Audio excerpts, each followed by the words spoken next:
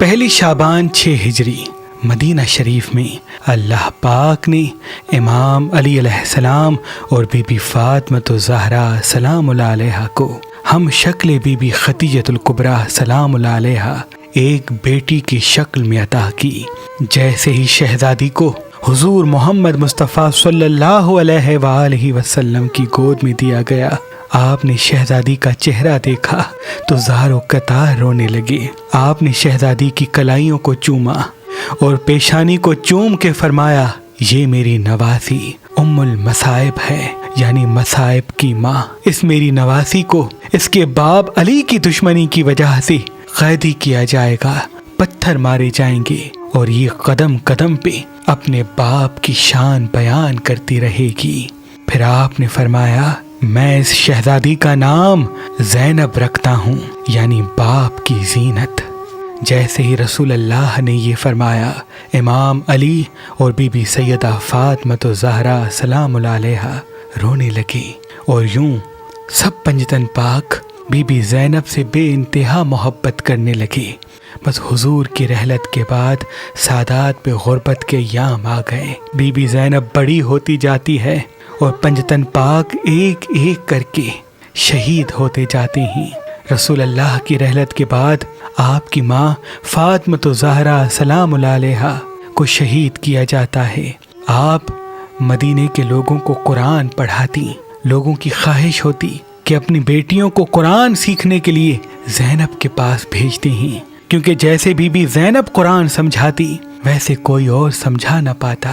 آپ بچپن سے ہی قرآن کی آیات سے لوگوں سے گفتگو کیا کرتی۔ کچھ سالوں کے بعد آپ کی شہرت مدینے کے آس پاس کے گاؤں تک پہنچ گئی کہ علی کی بیٹی جیسے قرآن پڑھاتی ہے ویسے کوئی نہیں سکھاتا۔ ان دنوں شام میں ایک بہت امیر یہودی رہا کرتا تھا جس کا نام رجلہ بن متم تھا، جس کی ایک نابینا بیٹی تھی۔ وہ بے انتہا خوبصورت تھی لیکن آنکھوں سے دیکھ نہیں پاتی تھی۔ بہت علاج کروایا، شفا نہ ملی۔ لوگوں نے کہا، ہم نے مدینے والے سادات کے معجزے سنے ہیں، تیری بیٹی کو کوئی معجزہ ہی ٹھیک کر سکتا ہے، جا شاید مدینے سے تجھے شفا ملے۔ وہ اپنی بیٹی کو لے کے شام سے مدینے آتا ہے اور لوگوں سے پوچھتے پوچھتے سلیمان ابن عبد الرحمن کی خدمت میں حاضر ہوتا ہے اور کہتا ہے، میں شام سے آیا ہوں، میری بیٹی دیکھتی نہیں، سنا ہے کہ مدینے میں اکثر معجزات ہوتے رہتے ہیں۔ جیسے ہی معجزے کا لفظ سنا تو وہ کہتا ہے، اگر کسی معجزے کی تلاش میں مدینے آئے ہو تو جاؤ علی کے پاس، اس زمین پہ اس سے بڑا حکیم کوئی نہیں، وہی تیری بیٹی کو شفا دے گا۔ وہ اپنی بیٹی کو لے کے امام علی علیہ السلام کی خدمت میں آتا ہے اور دست ادب کو جوڑ کے عرض کرتا ہے، اے میرے مولا، آپ دنیا کی جتنی دولت کہیں گے میں آپ کے قدموں میں رکھوں گا، بس میری بیٹی کو شفا دے دیں۔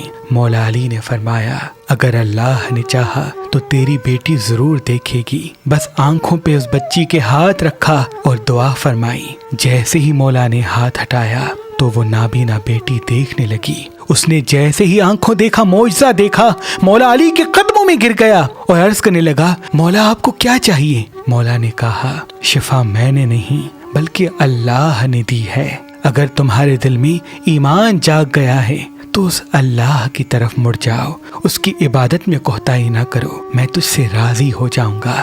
وہ اسی وقت مسلمان ہو جاتا ہے اور مولا علی پھر اس کا نام عبداللہ رکھتے ہیں۔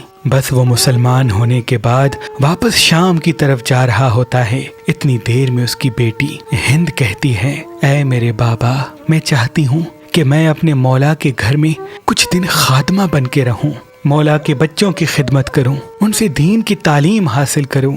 اس کا بابا خوش ہوتا ہے اور اپنی بیٹی ہند کو مولا علی کی کنیزی میں دیتا ہے۔ مولا علی اس شہزادی ہند کو بی بی زینب کے پاس لے کے آتے ہیں اور کہتے ہیں، اے زینب، یہ شام سے آئی ہے، اس کو اپنے ساتھ رکھو، دین کی تعلیم دو، یہ تمہاری خدمت کرے گی۔ ہند شہزادی زینب کے قدم چومتی ہے اور یوں ان سے قرآن سیکھتی ہے۔ کچھ سالوں کے بعد جب ہند کی عمر بلوغیت تک پہنچتی ہے، امام علی علیہ السلام عبداللہ کے پاس پیغام بھجواتے ہیں کہ وہ آئے اور اپنی بیٹی کو واپس لے کے جائے۔ جناب عبداللہ آتے ہیں اور اپنی بیٹی کو واپس شام لے کے جاتے ہیں۔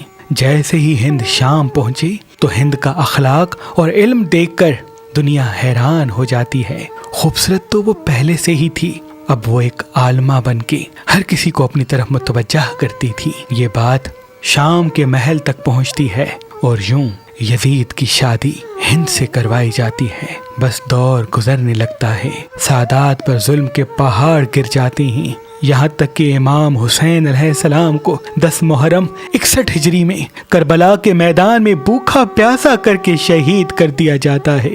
آل رسول کی مستورات کو قیدی بنایا جاتا ہے اور کوفہ و شام سے ہوتے ہوئے جیسے ہی بی بی زینب و ام کلثوم پتھر کھاتی کھاتی یزید کے محل کے پہلے دروازے تک پہنچتی ہیں، اس وقت محل میں یزید نے اپنی جیت کا جشن رکھا ہوتا ہے، پوری دنیا سے مہمانوں کو بلایا ہوتا ہے۔ یزید کے محل میں یزید کی بیویاں، بچے بھی اس دعوت میں موجود ہوتے ہیں۔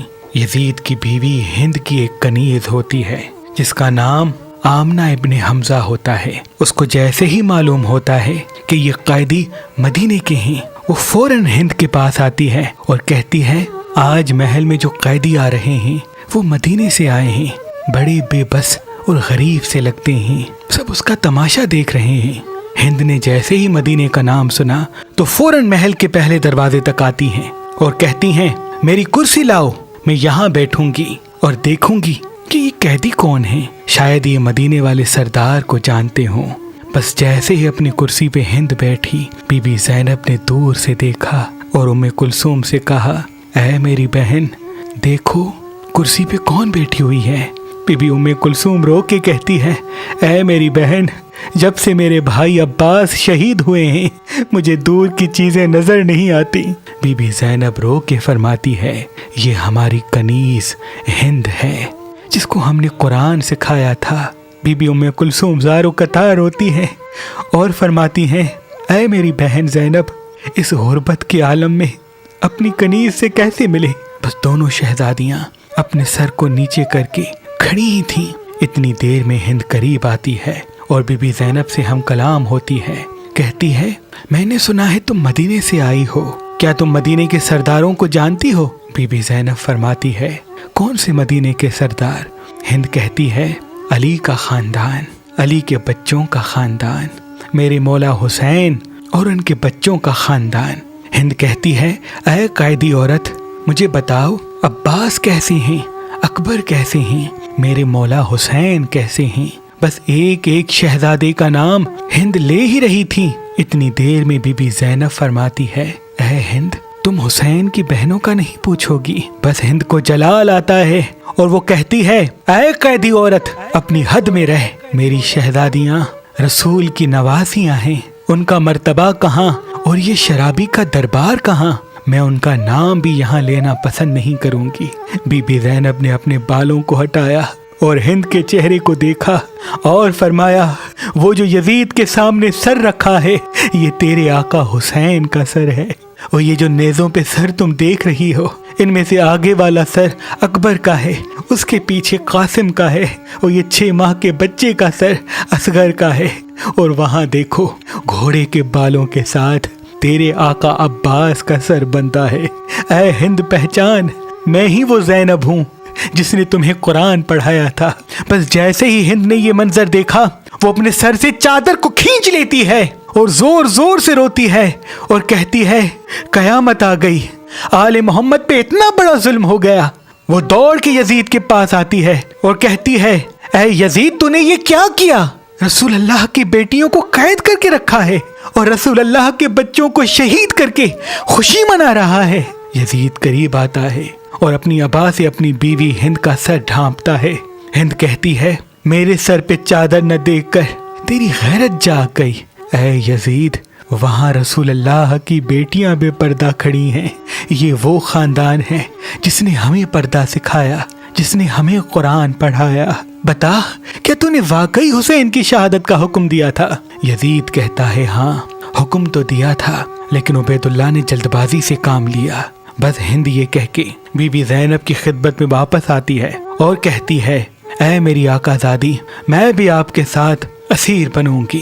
بی بی زینب فرماتی ہے اے ہند جا، تو واپس اپنے محل چلی جا، اللہ نے تجھے وہ مرتبہ دیا ہے جو فرعون کے محل میں بی بی آسیہ کو دیا تھا، بس اپنے بچوں کی ایسی پرورش کر کہ وہ آل رسول سے محبت کریں۔ پھر آپ فرماتی ہیں چلی جا، تیرا شوہر بڑا ظالم ہے، جب وہ رسول اللہ کے خاندان پہ رحم نہیں کرتا تو تجھ پہ کیا کرے گا۔ بس بی بی زینب کے حکم کے بعد ہند روتے روتے واپس محل چلی جاتی ہے اور اپنے بچوں کو اہل بیت کا شان بتاتی ہے۔ اور یہی وجہ تھی جب یزید کے مرنے کے بعد یزید کے تخت پہ یزید کا بیٹا معاویہ بن یزید بیٹھا تو وہ خطبے میں کہنے لگا کہ میں یزید کا جانشین نہیں بنوں گا، یزید کے تخت پہ نہیں بیٹھوں گا، کیونکہ اس تخت پہ رسول اللہ کے نواسے کا خون لگا ہوا ہے۔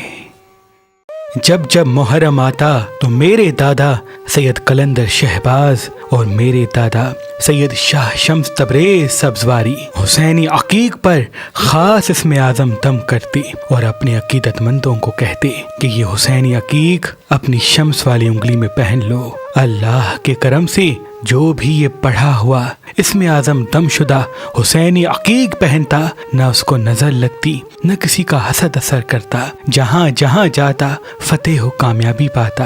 تو صدیوں سے ہمارے آباء و اجداد پشت در پشت محرم کے ایام میں حسینی عقیق پر خاص اسم اعظم دم کر کے اپنے عقیدت مندوں کو دیتے آ رہے ہیں۔ اس محرم ہم نے بھی آپ کے لیے حسینی عقیق اسم اعظم دم کر کے مہربان اسٹونز پہ فی سبیل اللہ رکھے ہیں۔ اگر آپ پہلی محرم سے لے کے 5 محرم تک مہربان اسٹون سے کوئی بھی پتھر لیں گے تو اس کے ساتھ یہ روحانی طاقت والا اسم اعظم دم شدہ حسینی عقیق آپ کو فی سبیل اللہ گفٹ دیا جائے گا۔ یہ پتھر اگر ہاتھ میں نہیں پہن سکتے تو اپنے پاکٹ یا پرس میں رکھیں، انشاءاللہ جہاں جہاں آپ کے قدم ہوں گے فتح و کامیابی کے ساتھ آپ لوٹیں گے۔ اگر ہمارا نمبر آپ کو مصروف ملتا ہے تو آپ ہماری ویب سائٹ مہربانلی.com پہ آئیں اور کسی بھی پتھر کے ساتھ یہ روحانی طاقت والا حسینی عقیق فی سبیل اللہ حاصل کریں۔ اللہ آپ کو سلامت رکھے۔